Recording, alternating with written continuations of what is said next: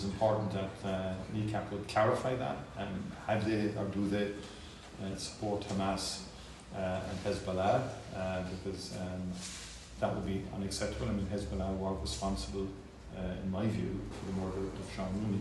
Both Hamas and Hezbollah have views that are absolutely, not just views, but participated in terrorist activities and appalling killing of innocent people, as witnessed in October the 7th. But it's not clear to me that they do, that Kneecap does support Hezbollah or Hamas, and I think it's been asserted that they have made commentary in support of both.